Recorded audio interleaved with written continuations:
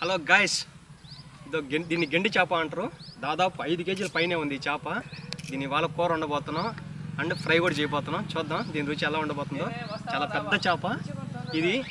మామూలుగా చెరువులో దొరుకుతుంది, బట్ ఇవాళ మనకి ఏట్లో దొరికింది, అంటే ఏరులో దొరికింది. చూద్దాం దీని రుచి ఎలా ఉండబోతుందో.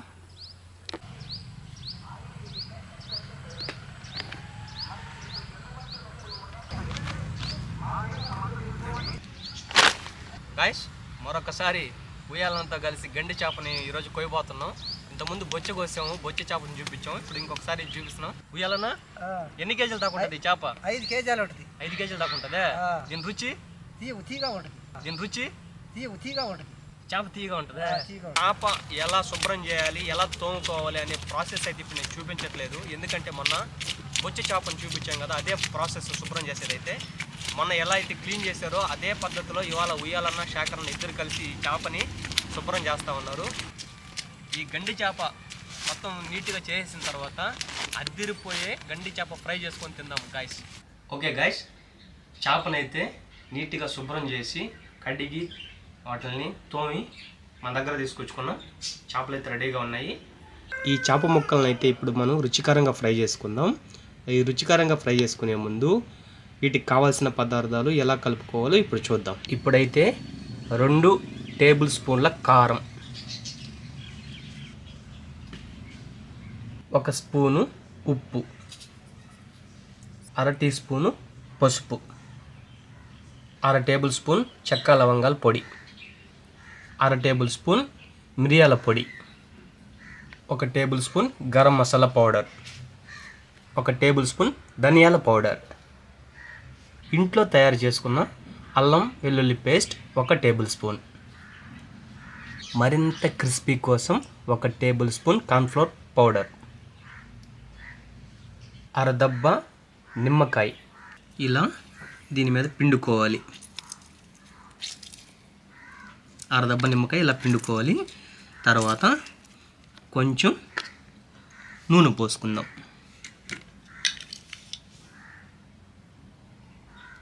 కొంచెం ఇలా నూనె పోసుకొని ఇప్పుడు వీటిలన్నిటిని బాగా కలిసేలాగా కలుపుకుందాం.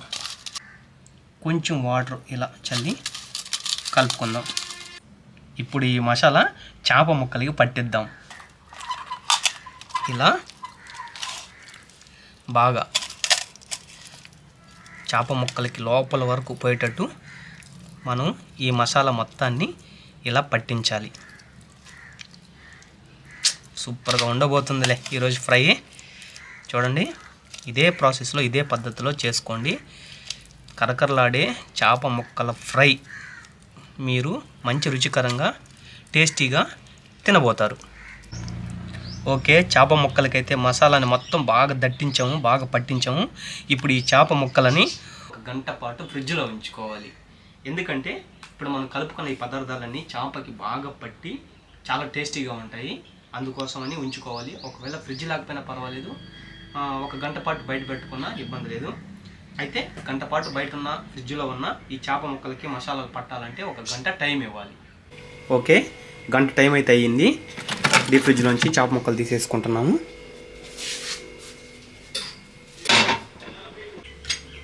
డీప్ ఫ్రై చేయడానికి ఇలా బాండిల్లో నూనె పోసుకుందాం. మనం చేప ముక్కలు ఫ్రై చేసే ముందు ఇట్లా కరివేపాకు నూనెలో వేసుకుందాం. చేపలు ఇంకా మరింత టేస్టీగా ఉంటాయి.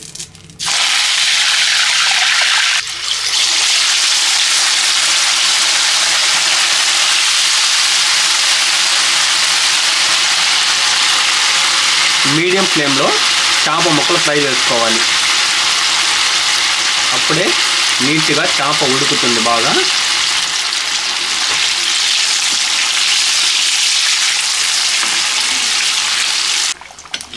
చేపలు అయితే బాగా ఫ్రై అయినాయి. ఇప్పుడు బయటికి తీసుకుందాం.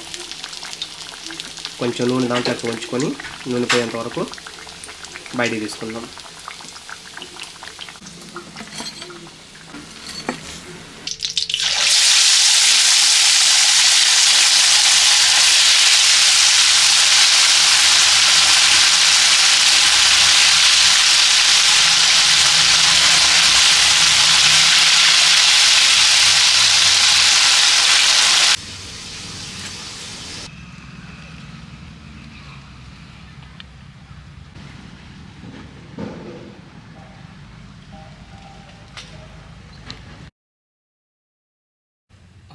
ఓకే గాయస్, చేపల ఫ్రై అయితే రెడీ అయిపోయింది.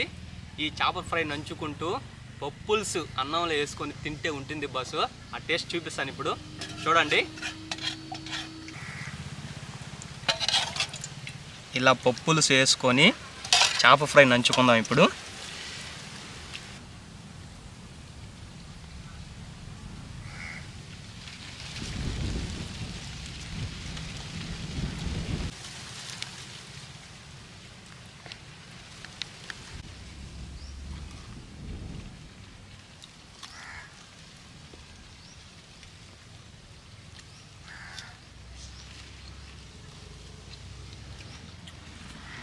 సూపర్గా ఉంది బస్సు, సూపర్ అంటే సూపరు. చేపల ఫ్రై అయితే అదిరింది. కూర